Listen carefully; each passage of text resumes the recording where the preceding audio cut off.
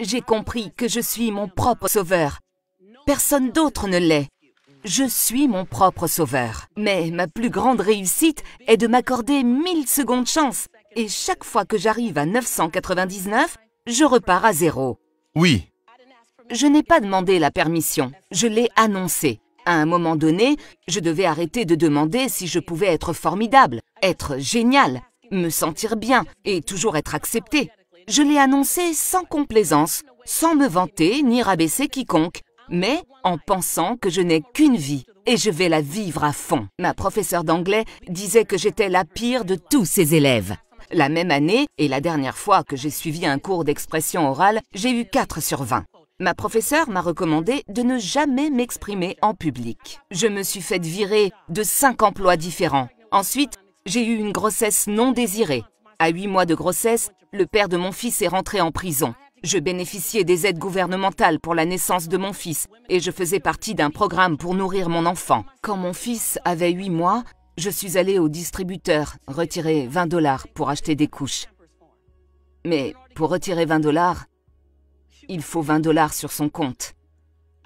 J'avais 11 $ et 42 centimes et je suis toujours émue quand je raconte cette histoire. Pendant 2 jours, j'ai dû enrouler mon fils dans une serviette. Mais quelque chose s'est passé pendant ces 2 jours. J'étais au plus bas. J'étais fauchée et brisée. Mon fils était sur le dos, enroulé dans une serviette. J'ai posé la main sur son ventre et je lui ai dit « Ne t'inquiète pas, Jelani. Maman ne sera plus jamais fauchée. » Et j'ai pris une décision. J'étais interdite bancaire. Et chaque pensée nocive que j'avais à propos de ma situation, que j'étais fauchée tout en essayant de garder ma fierté. J'étais fauchée, mais je tenais à sauver coûte que coûte les apparences. J'étais fauchée et j'essayais de ne pas demander de l'aide. J'étais fauchée et je n'arrivais pas à avancer. Je tenais de beaux discours, mais je ne faisais rien de ce don et de mon potentiel. J'en avais assez d'avoir du potentiel. Je voulais avoir mon heure de gloire. J'ai regardé ce bébé de 8 mois et je lui ai dit « Je veux transformer ta vie car tu n'as pas demandé à vivre dans ce chaos. » En tant que petit garçon afro-américain dans cette partie de Los Angeles, avec une mère célibataire et un père en prison, il avait 66% de chances de finir en prison. Pas sous ma responsabilité.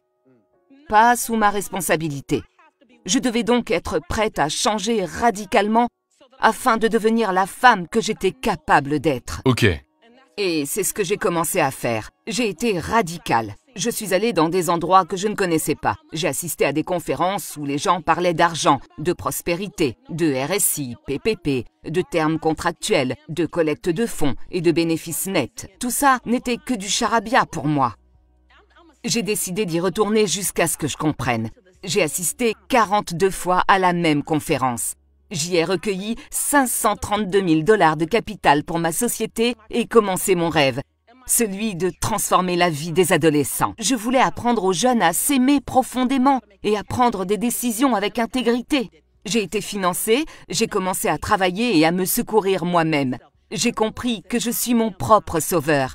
Personne d'autre ne l'est. Je suis mon propre sauveur. Ma grand-mère disait que les convictions et le confort ne vivent pas sous le même toit. Pour défendre quelque chose, vous devrez passer par de l'inconfort. Si vous préférez le confort, ne changez rien et détendez-vous, car vous n'irez nulle part. En effet. Alors, êtes-vous prêt à vous réinventer? Êtes-vous prêt à cesser de procrastiner, trouver des excuses et faire des reproches? Je n'ai jamais laissé personne me qualifier de mère célibataire. Je suis Lisa Nichols, qui se trouve être une mère célibataire. Ne me définissez pas par ma situation, mais par mon intention. Le changement commence dans votre tête. Par exemple, si vous vous considérez comme un vrai panier percé, vous pourriez gagner au loto, mais toujours finir fauché car vous restez dans votre zone de confort mental.